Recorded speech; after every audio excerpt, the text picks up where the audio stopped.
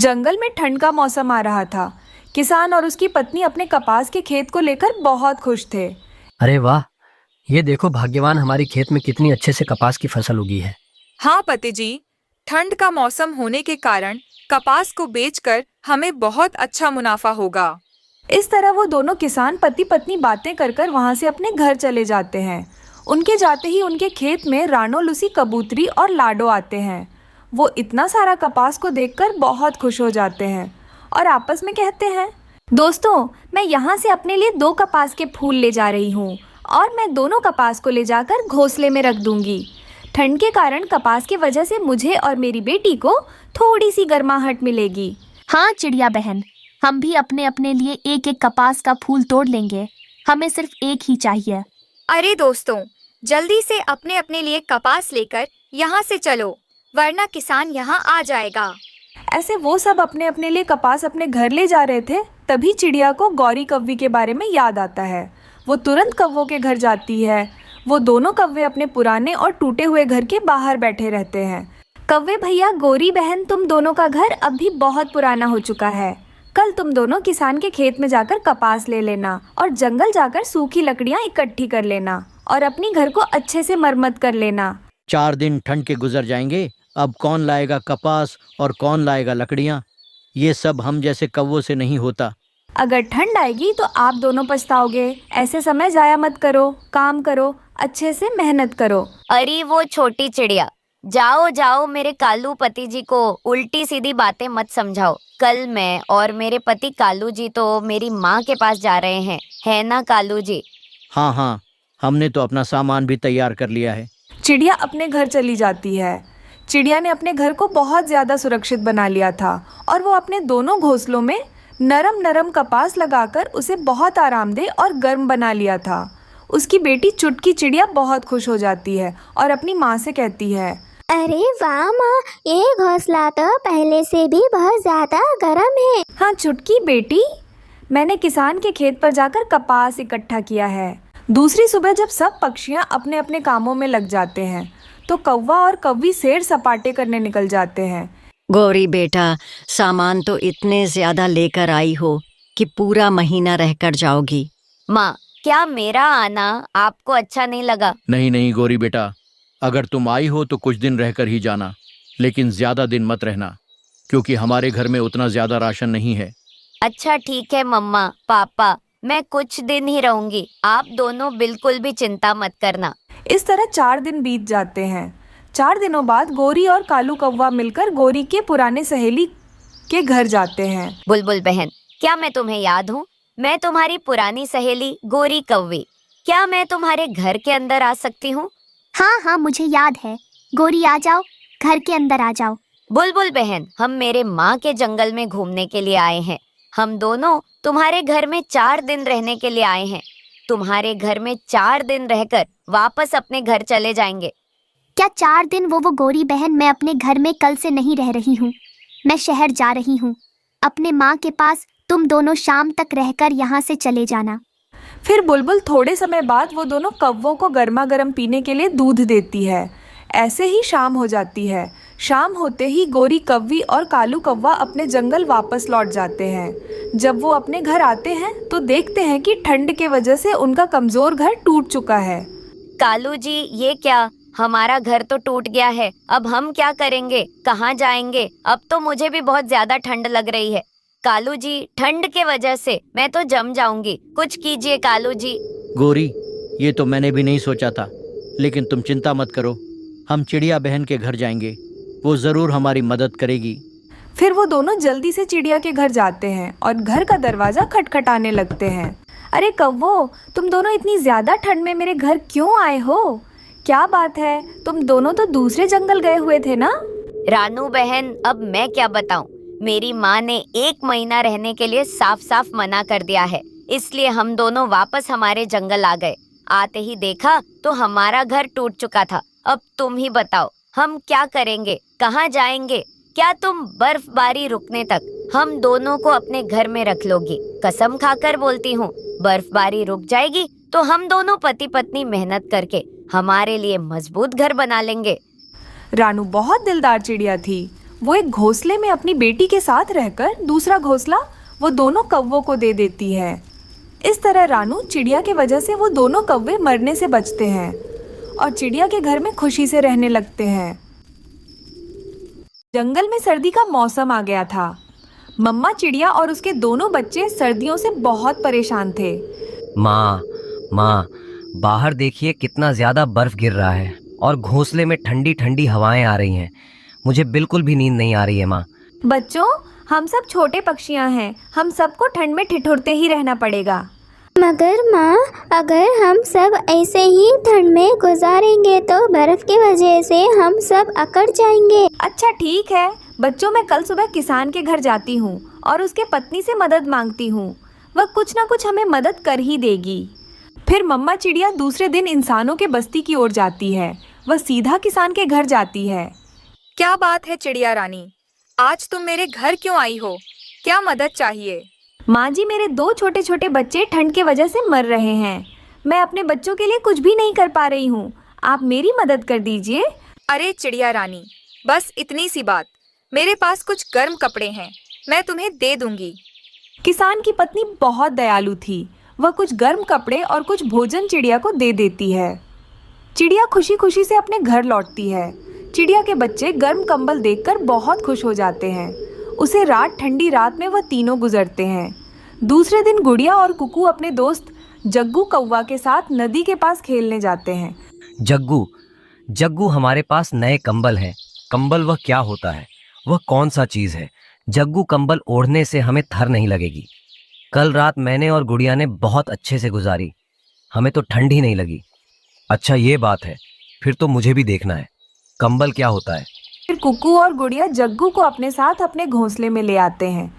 अरे ये तो बहुत सुंदर है, मुझे भी चाहिए, मुझे भी एक दे दो। नहीं जग्गू, ये सिर्फ 3 ही है। मम्मा के लिए, कुकू के लिए और मेरे लिए। तुम जाओ यहाँ से, हम तुम्हें कंबल नहीं देंगे। गुस्सा होकर जग्गू वहाँ से चला जाता है और अपने पापा से कहता है और सारी बात अपने पापा को बताता है। कालू जी, सुना है आपने उस छोटी चिड़िया के पास 3 गरम कंबल है। अगर वह 3 कंबल हमारे हो जाते तो कितना अच्छा होता। ठंडी ठंडी रात में हम तीनों आराम से सो सकते हैं। गौरी, अगर ऐसा ही है तो मैं अभी जाता हूँ और वह 3 कंबल छीन कर ले आता हूँ। फिर कालू कौवा अपने साथ एक लकड़ी लेकर सीधा चिड़िया के घर जाता है। चिड़िया दाना लेने के लिए बाहर गई हुई थी। कालू कौवा बच्चों को जाकर डराने लगता है। दूर दूर होकर आराम से बैठ जाओ, अगर चू चू की तो बहुत मारूंगा तुम दोनों को। चुपचाप 3 कंबल मुझे दे दो, वरना ये लकड़ी देख रहे हो। नहीं, हम आपको हमारे कंबल नहीं देंगे। हमारी माँ ने बहुत मेहनत से हमारे लिए कंबल लाए हैं। कालू कौवा को बहुत गुस्सा आ जाता है। वह बच्चों को खूब पिटाई करता है और उनसे 3 कंबल और घर में रखा हुआ दाना भी लेकर वहाँ से भाग जाता है। शाम होते ही चिड़िया वापस अपने घर आती है। उसके बच्चे रोते हुए अपनी मम्मा को सारी बात बताते हैं। बच्चों, अब मैं क्या करूं? मैं उन कौवों से मुकाबला नहीं कर सकती। वह बहुत ही दुष्ट और शक्तिशाली है। माँ, अब हम क्या करेंगे? वो गंदा कालू कौवा तो हमारे कंबल में ले गया और साथ में हमारा भोजन भी। बच्चों, मुझे एक उपाय आया है। अब हम तीनों इस जंगल में नहीं रहेंगे। हम किसान की पत्नी के ही घर जाते हैं। ऐसा कहकर चिड़िया अपने दोनों बच्चों को लेकर किसान के घर जाती है और किसान की पत्नी को रोते हुए सारी बात बताती है। चिड़िया रानी, मैंने सुना है बस इंसानों में ही ऐसे इंसान रहते हैं। मुझे नहीं पता था कि तुम जैसे पक्षियां में भी ऐसे दुष्ट पक्षियां रहते हैं। तुम यह काम करो, मेरे घर के सामने पेड़ पर अपना यह घोंसला बना लेना। मैं तुम्हें जो चाहूंगी वह दे दूंगी। तुम आराम से रह सकती हो। फिर किसान की पत्नी चिड़िया और उसके बच्चों को कुछ चावल पानी में भिगोकर खाने के लिए दे देती है। उस दिन के बाद से चिड़िया अपने बच्चों के साथ किसान के घर के बाहर ही एक पेड़ के ऊपर ठंडी के मौसम में एक घोंसला बनाकर अपने अपने बच्चों के साथ खुशी खुशी से रहने लगती है। लकड़ियाँ और सूखे घास से बनाए हुए झोपड़ी में जगह जगह छेद थे और उस छेद में से लगातार ठंडी हवा घुस रही थी। अब तो वो झोपड़ी बहुत ज़्यादा कमज़ोर हो गई थी। घर के अंदर बैठे रानू और उसके दोनों बच्चे ठंड से ठिठुर रहे थे। मम्मा, बाहर से बहुत ठंडी ठंडी हवा अंदर आ रही है। हाँ माँ, बहुत ठंड है। ठंड से तो मेरे पंख जम रहे हैं। बेचारी रानू अपने बच्चों को ठंड से बचा नहीं पा रही थी। इसी वजह से रानू चिड़िया रोने लग जाती है। मैं क्या करूं बच्चों, मैं तुम दोनों को इतनी ठंड से बचा भी नहीं पा रही हूँ। मैं तो बहुत बुरी माँ हूँ। माँ रो मत, आप तो बेस्ट मम्मा हो, प्लीज मम्मा रो मत। रात हो जाती है। पूरी रात वो तीनों सो नहीं पाते हैं। सुबह हो जाती है। वह तीनों काम करने के लिए निकल जाते हैं। वह तीनों एक जगह मिट्टी के मटके बनाने का काम करते थे। कालू कौवा उनका सेठ था। वह सब मटके बना लेते हैं। तभी कालू कौवा उन सबसे कहता है, क्या बात है, तुम तीनों को आज काम पर आने में इतनी देर क्यों हो गई? कालू मालिक, कल रात बहुत ज्यादा ठंड होने की वजह से हम तीनों सो नहीं पाए। ये तुम क्या बोल रही हो? मैं तो अपने घर में मजे से सोया। कालू अंकल, आपके पास तो पक्का मकान है, रजाई है, तो आप आराम से सो सकते हो। मेरे घर में तो रूम हीटर भी है। मैं तो तुम जैसे गरीब नहीं हूँ। रूम हीटर वो क्या होता है? हीटर बिजली से चलता है और वह पूरे घर को गर्म रखता है। वैसे तुम सबको इससे क्या मतलब? तुम हमारे झोपड़ी में तो बिजली ही नहीं है, तो हीटर कैसे चलेगी? फिर वो तीनों कालू मालिक से अपने काम के पैसे लेकर अपने घर वापस आ जाते हैं। माँ, हम कालू अंकल के लिए मटके बनाते हैं। वो उन मटकों को बेचकर ढेर सारे पैसे कमाते हैं। हम हमारे लिए मटके क्यों नहीं बनाते माँ? गुड़िया बेटी, मटका बनाने के लिए अच्छी मिट्टी चाहिए, मगर हमें अच्छी मिट्टी कहाँ मिलेगी? सेठ के कामों में हम व्यस्त हो जाते हैं। मिट्टी कहाँ से खोजें? माँ, हमारे घर में भी हीटर होता तो कितना अच्छा होता ना। फिर वह तीनों खाना खा लेते हैं और बातें करते हुए उस ठंड में सो जाते हैं। आधी रात को गुड़िया सपना देखती है। उसके सपने में एक लाल परी आती है। सपने में आकर वह लाल परी गुड़िया से कहती है, गुड़िया, मुझे तुम्हारे ज़रूरत के बारे में सब पता है, लेकिन जो खुद की मदद करते हैं मैं उनकी ही मदद करती हूँ। मगर लाल परी, हम खुद की मदद कैसे करेंगे? तुम्हें जो करना आता है तुम वही करो, मिट्टी का मटका बनो, फिर मैं तुम्हारी मदद करूँगी। गुड़िया की नींद खुल जाती है। आधी रात को उसने अपनी मम्मा को और अपने भाई कुकू को नींद से जगाया। फिर गुड़िया अपने सपने के बारे में अपनी मम्मा से बताती है। माँ, ये परी का इशारा है, हमें अब मटका बनाना ही होगा। अगर गुड़िया बेटी, ये एक सिर्फ सपना है, हम मटका बनाकर क्या ही कर लेंगे। मगर माँ, मुझे लगता है हमें एक बार कोशिश करनी पड़ेगी। गुड़िया मिट्टी के बारे में बोल ही रही थी, तभी अचानक से बर्फबारी शुरू हो जाती है। वो तीनों ठंड से कांप रहे थे। अरे बाप रे, फिर से बर्फबारी शुरू हो गई। झोपड़ी के अंदर तो ठंड आ रही है, मुझे बहुत ठंड लग रही है माँ। वो तीनों रात ठंड से ही गुजारते हैं। सुबह होते ही तीनों झोपड़ी के बाहर आते हैं। बाहर आते ही उन्हें बर्फ ही बर्फ नजर आता। ये क्या हुआ माँ? अब हमें मिट्टी कहाँ से मिलेगी? मैंने बोला था ना गुड़िया, हमारे नसीब में खुशियाँ नहीं है, वो एक बस सपना था। मगर माँ, मैं तो मिट्टी ढूंढ कर ही रहूंगी। गुड़िया बेटी, अब हमें काम पर जाना पड़ेगा। आज ज़्यादा से ज़्यादा काम करके पैसे कमाने पड़ेंगे, तभी हम हमारे घर को मरम्मत कर पाएंगे। माँ, आज मैं काम पर नहीं आऊंगी, आप दोनों काम पर चले जाना है। फिर रानू और कुकू उस काम पर चले जाते हैं। अरे ये क्या, तुम्हारी बेटी आज का काम करने के लिए क्यों नहीं आई? वह कालू मालिक, आज उसकी तबीयत खराब थी, वह कल से काम पर आ जाएगी। फिर माँ बेटा काम करने लग जाते हैं। दूसरी तरफ गुड़िया मिट्टी ढूंढने लगती है। बर्फ इतनी ज़्यादा थी कि उसे कहीं भी मिट्टी नज़र नहीं आ रही थी। फिर गुड़िया थोड़ा आगे जाती है, तभी उसको एक बूढ़ी कौवी दिखाई देती है। वो बूढ़ी कौवी मिट्टी बेच रही थी। मिट्टी ले लो, मिट्टी खाने के लिए मेरे पास पैसे नहीं है, ठंड से मर रही हूँ, कोई मुझसे मिट्टी खरीद लो। गुड़िया मिट्टी को देखकर बहुत खुश हो जाती है। उसके पास पैसे थे, लेकिन वह पैसे खाने और झोपड़ी को मरम्मत करने के लिए थे। फिर गुड़िया उन पैसों से मिट्टी खरीद लेती है। घर पहुंचकर जब गुड़िया यह बात अपनी माँ को बताती है, जब उसकी माँ रानू और उसका भाई कुकू उस पर गुस्सा हो जाते हैं। फिर गुड़िया बेटी, क्या तुझे अक्ल नहीं है? मिट्टी के बदले तू पैसे देकर आ गई। माँ, मुझे अपने सपने पर पूरा विश्वास है, मैं बस एक मटका बनाकर देखना चाहती हूँ माँ। फिर गुड़िया जल्दी से एक मटका बनाती है। जैसे ही वो मटका पूरा हो जाता है, उस मटके में से एक रोशनी निकलती है। उस रोशनी से उनका टूटा फूटा झोपड़ी ठीक हो जाता है। और तो और उनका पूरा घर अंदर से बहुत ज़्यादा गर्म हो गया था। अब उन तीनों को ठंड नहीं लग रही थी। अरे ये कैसे हो सकता है? माँ, मैंने बोला था ना एक लाल परी मेरे सपने में आई, ये सब उसने ही किया है। गुड़िया ये सब बोल ही रही थी, तभी उस मटके में से 50 मटका हीटर बाहर आने लगते हैं। ये सब देखकर वह तीनों बहुत खुश हो जाते हैं। अगले दिन से वह तीनों काम पर जाना बंद कर देते हैं और बाजार जाकर बाजार में मटका हीटर बेचने लगे। ठंड के मौसम में रोज़ 1-2 मटका हीटर बिकने लगे। इस तरह उस परी के वजह से वो तीनों की जिंदगियां बदल जाती हैं। अब वह तीनों खुशी खुशी से रहने लगते हैं। टुन्नू जी, अब घर की मरम्मत भी हो गई और हमने भोजन भी जमा कर लिया। अब बारिश का मौसम आ भी गया तो हमें बारिश से कोई परेशानी नहीं होगी। राणो, तुम दिन भर इतना सारा काम करती हो, क्या तुम थकती नहीं हो? हाँ तो टुन्नू जी, आप भी तो इतना ज्यादा काम करते हो। आप इतनी ज्यादा सूखे में भोजन खोज कर ले आते हो। राणो, मुझे तुम्हारे लिए और गुड़िया के लिए ये सब करके बहुत खुशी होती है। मम्मा, पापा, आप दोनों चिंता ना करें। जब मैं बड़ी हो जाऊंगी सब काम मैं कर लूंगी और आप दोनों के लिए भोजन भी खोज करके ले आऊंगी। देखा टुन्नू जी, हमारी गुड़िया कितनी मीठी मीठी बातें करती है। अच्छा गुड़िया बेटी, तुम अपने पापा के साथ रहो। मैं नदी से पानी पीने के लिए जा रही हूँ, थोड़ी ही देर में वापस आ जाऊंगी। ये कहकर चिड़िया पानी पीने नदी के पास चली जाती है। वो एक पेड़ के नीचे आकर बैठ जाती है। वो थोड़ी देर तक पेड़ के नीचे आराम करना चाहती थी। बेचारी चिड़िया वहाँ से जाने ही वाली थी, तभी एक पेड़ की डाल सीधे आकर उसके सर पर गिर जाती है।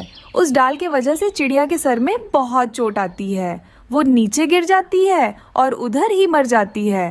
पापा, मम्मा कब से बाहर गई हुई है, वो अभी तक घर लौटी नहीं। गुड़िया बेटा, तुम चिंता मत करो, तुम्हारी माँ घर वापस आ जाएगी। उसकी कोई दोस्त मिल गई होगी। बेचारी नन्ही सी गुड़िया ये नहीं जानती थी कि उसकी माँ बहुत दूर चली गई है और कभी भी वापस लौटकर नहीं आने वाली। तभी मिट्ठू तोता नदी से गुजर रहा था। वो चिड़िया को देख लेता है और तुरंत उसके पास आता है। अरे चिड़िया, ये डाल के नीचे कैसे आ गई? मुझे जल्दी से हटाना होगा। फिर मिट्ठू तोता किसी तरह उस पेड़ की डाल को वहाँ से हटा देता है। चिड़िया चिड़िया बहन, जल्दी से उठो, तुम्हारे लिए तुम्हारा परिवार घर में इंतजार कर रहा होगा। रानो और तोता को कबूतर दूर से देख लेता है और तुरंत उनके पास आ जाता है। कबूतर, चिड़िया डाल के नीचे गिरी हुई थी, मैंने तो डाल हटा ली, लेकिन अब चिड़िया कुछ बोल नहीं रही है। मिट्ठू, मुझे लगता है चिड़िया हम सबको छोड़कर चली गई हैं। ये मर गई है। कबूतर, तुम इसके घर जाकर इसके बारे में बता दो। मैं तो नहीं जा पाऊंगा, मेरी इतनी हिम्मत नहीं है। फिर कबूतर जल्दी से चिड़िया के घर चला जाता है। मगर कबूतर, ऐसे कैसे हो सकता है? अभी अभी तो रानू नदी से पानी पीने गई है। टुन्नू, वो पेड़ की डाल बहुत बड़ी थी, वो सीधे रानू के सर पर आकर लगी। खून बहुत बह गया, जिस वजह से रानू चिड़िया हम सबको छोड़कर चली गई। कबूतर अंकल, क्या मेरी माँ को चोट लगी है? वो ठीक तो हो जाएगी ना? गुड़िया अब भी बहुत छोटी थी, उसे मर जाना क्या होता है ये सब पता नहीं। देखो टुन्नू, लगता है गुड़िया अभी बहुत छोटी है, तुम रानू के बारे में इसे कुछ भी मत बताना।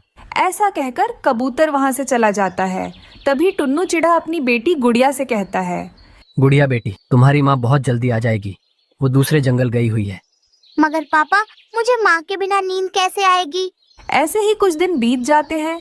एक दिन कबूतर तोते से कहता है, तोते, अभी तो बहुत दिन हो गए हैं, अभी मुझे लगता है टुन्नू को दूसरी शादी कर लेना चाहिए। अभी वो घर अकेला कैसे संभालेगा? उसको अपनी बेटी को संभालना है और भोजन भी लाना है, कितना कुछ करना पड़ेगा उसे। हाँ कबूतर चिड़िया हमारी बहुत अच्छी दोस्त थी, हमें उसके परिवार के लिए कुछ तो अच्छा सोचना पड़ेगा। मिट्ठू, मेरी बीवी की एक अच्छी दोस्त है, उसका नाम पिंकी है। अगर टुन्नू मान गया तो हम पिंकी की शादी टुन्नू से करवा देंगे। हाँ कबूतर, हम दोनों अभी टुन्नू के पास जाएंगे और उसे सारी बात बताएंगे। फिर कबूतर और मिट्ठू तोता टुन्नू के घर आते हैं। ये तो मेरे लिए बहुत मुश्किल होगा, गुड़िया तो उसे अपनी माँ कभी नहीं मानेगी। टुन्नू, तुम बड़े हो और समझदार भी, गुड़िया अभी बहुत छोटी है, वो समय के साथ साथ उस चिड़िया को अपनी माँ मान लेगी। फिर टुन्नू चिड़ा भी मान जाता है। वो सब मिलकर टुन्नू की शादी पिंकी चिड़िया से करवा देते हैं। पिंकी, वो गुड़िया तो बहुत छोटी है, अगर उससे कोई भूल हो जाए तो उसे माफ कर देना और उसका अच्छे से ध्यान रखना। मैं भोजन ले आऊंगा, तुम गुड़िया और घर का ध्यान रखना।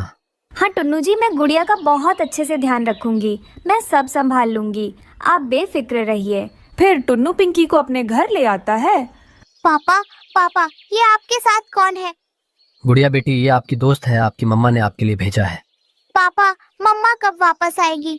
उनके बिना तो मुझे रातों को नींद नहीं आती।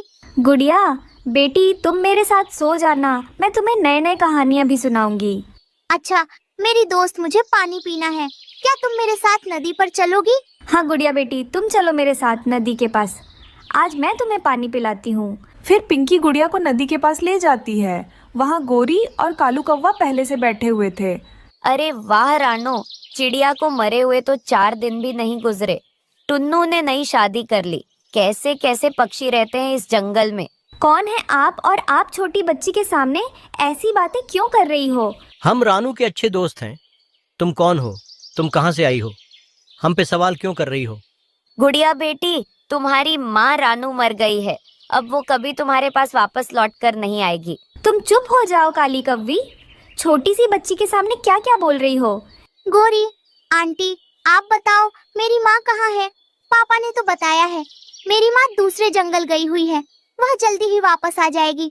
गुड़िया, सब झूठ है। तुम्हारी माँ मर गई है और तुम्हारे पापा ने दूसरी शादी इस चिड़िया से कर ली। ये सब बातें गुड़िया को बोलकर कालू और गोरी वहाँ से चले जाते हैं। आप सब ने मुझसे झूठ क्यों बोला? मुझे अभी मेरी मम्मा चाहिए। आप सब मुझे मेरी मम्मा के पास ले चलो। मैं आपके साथ नहीं रहूंगी। गुड़िया मेरी जान, मैं आपकी मम्मा की तरह ही आपसे प्यार करूंगी। आपसे कभी झूठ नहीं बोलूंगी। फिर पिंकी चिड़िया जल्दी से गुड़िया को घर लाती है। घर आते ही गुड़िया अपनी माँ को याद करके रोते हुए सो जाती है। आधी रात को गुड़िया के सपने में उसकी माँ रानो चिड़िया आती है। गुड़िया बेटी, तुम्हारी नई मम्मा बहुत ही अच्छी हैं। मैंने ही उन्हें भेजा है। तुम उनसे प्यार से रहो और हर बात मानो। मैं कभी वापस लौटकर नहीं आ पाऊंगी। मैं बहुत दूर चली गई हूँ। अपनी माँ को सपने में देखकर गुड़िया तुरंत आंखें खोलती है। माँ, माँ, आप कहाँ हो? आप जो बोलोगी मैं वही करूँगी। फिर गुड़िया जल्दी से अपनी नई माँ के गले लग जाती है। पापा, माँ, आप दोनों मुझे माफ कर दो। आज के बाद से मैं आप दोनों की बात मानूंगी। माँ, आज के बाद से आप ही मेरी माँ हो। उस दिन के बाद से वो परिवार फिर से खुशी खुशी से रहने लगता है। जंगल में बढ़ती हुई ठंड के साथ साथ कौवा और कव्वी में लड़ाई भी बढ़ गई थी। कालू, आज मैं तुम्हारे घोंसले में सोऊंगी। मेरे घोंसले में मुझे सारी रात ठंड लगती रहती है। ना अपने घोंसले में ही रहो। मैंने बहुत मुश्किल से अपने घोंसले में सूखी घास लगाई है। ऐसे सारे काम पापा पक्षी ही करते हैं। सबके घोंसले गर्म हैं और एक मैं ही हूँ कि ठंड में मर रही हूँ। मैं तो जा रही हूँ चिड़िया के घर। आज मैं वहाँ ही सो जाऊंगी। जाओ, चिड़िया तुम्हें अपने घर में रखेगी तो फिर ही ना। मगर गोरी कव्वी ठंडी रात में अपने घर से निकलती है। वो चिड़िया के दरवाजे पर दस्तक देती है। गोरी, तुम इस समय? चिड़िया बहन, आज की रात मुझे अपने घर में सो लेने दे। मेरी कालू से लड़ाई हो गई है। गोरी बहन, मेरे पास 2 ही घोंसले हैं। एक में मेरे बच्चे सोए हुए हैं और दूसरे में मैं सोती हूँ। चिड़िया बहन, अब अगर मैं वापस गई तो कालू मेरा बहुत मजाक उड़ाएगा। प्लीज आज की रात चिड़िया। फिर चिड़िया अपने बच्चों को अपने साथ लिटा लेती है और वो घोंसला गौरी कव्वी को दे देती है। ये घोंसला तो बहुत गर्म है। मजा ही आ गया तुम्हारे घोंसले में लेटने का। इस घोंसले में मैंने गर्म बिस्तर बिछाया हुआ है। मेरी माँ ने दिए थे मुझे गर्म बिस्तर। फिर गोरी सो जाती है। वो रात गोरी कव्वी बड़े आराम से सोती है। दोनों पति पत्नी दिन आवारा घूमने में गुजार देते हैं और जब रात होती है तो गोरी कव्वी फिर से चिड़िया के घर जाती है। चिड़िया, आज फिर मेरी कालू से लड़ाई हो गई है। चिड़िया घर के अंदर से ही आवाज देती है। मगर आज मैं तुम्हें अपने घर में नहीं आने दूंगी। बच्चे बड़े हो गए हैं। मुझे बच्चों के साथ नींद नहीं आती। तुम जाओ यहाँ से। छोटी चिड़िया, बड़ी बातें करने लगी है तू। मुझे भी गोरी कहते हैं। गुस्से में गोरी वहाँ से चली जाती है। मैं ना कहता था, आज तो चिड़िया कभी भी तुम्हें नहीं रखेगी। बड़ा आया, सो जा चुप करके। दूसरे दिन गोरी कव्वी चिड़िया के घर के पास छुप कर बैठ जाती है। जब चिड़िया अपनी बच्चों के साथ नदी पर पानी पीने जाती है तो गोरी कव्वी खिड़की के रास्ते चिड़िया के घर में घुस जाती है और चिड़िया के दोनों घोंसलों में पानी गिरा देती है। अगर मुझे इन घोंसलों में नहीं सोने दोगी तो चिड़िया की बच्ची तुम भी नहीं सोगी। गोरी वहाँ से भाग जाती है।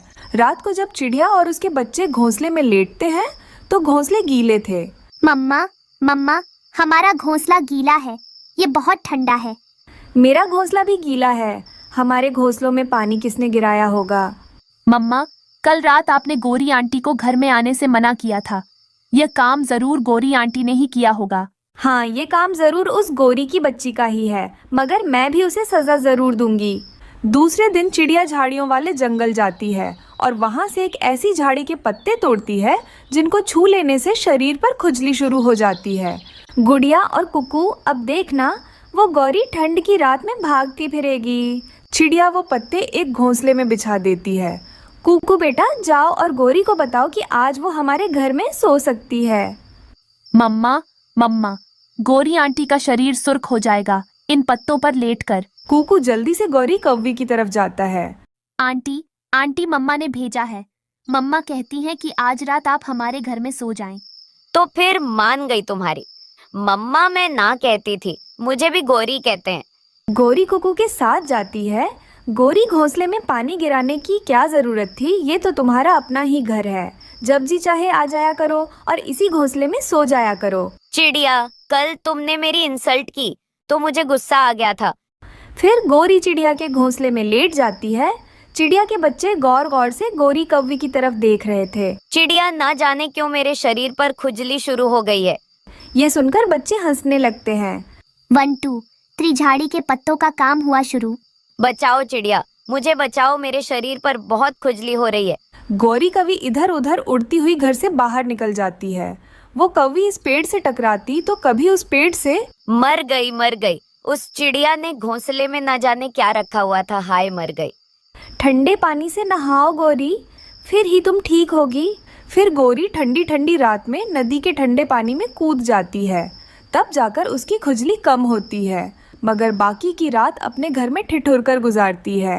उसे छोटी चिड़िया ना समझो, वो बहुत सियानी चिड़िया है। ऐसे गौरी कौवी को सजा मिलती है।